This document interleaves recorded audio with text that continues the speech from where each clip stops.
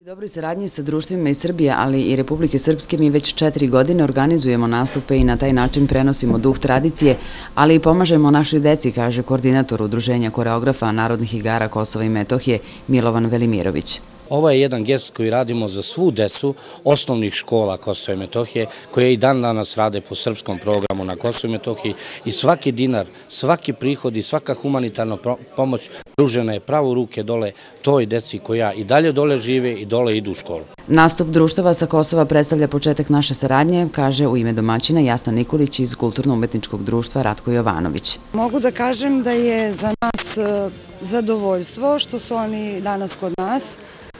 Normalno, svi znamo kako oni dole žive i volimo, znači, bar ovim putem da im pomognemo.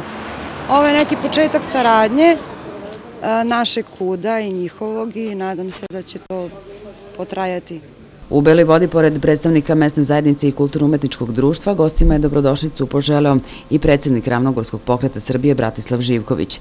Zajedno sa izvođačima izvornih pesama u okviru programa Sačuvajmo Kosmet igrom i pesmom nastupilo je 6 kulturno-umetničkih društava iz Zubinog Potoka, Zupča, Gračanice, Dobrotina i Donje Gušterice. Posle nastupa u Beloj Vodi usledila je poseta Kulturno-umetničkom društvu Vuk Karadžić, koje okuplja članove iz Trebotina, Žabara i Male Vrbnice. U Domu kulture u Trebotinu, gde su zajedno nastupali sa domaćinima, goste je pozdravio predsjednik ovog društva Borislav Čolić. Podržat ćemo naše prijatelje i drugare sa Kosova da istraju, jer znamo kako im je dole teško i da najbolji je način kroz igru i pesmu da se i ujedinimo, i združimo i nastavimo tradiciju. Zahvaljujući brojnim koncertima, organizatori Udruženja koreografa uspeli su da nabave kostime za neke od članova ovih društava, koji su, kako kažu, ambasadori srpske kulture na Kosovu i Metohiji, a sav prihod je inače namenjen osnovcima sa ovog područja.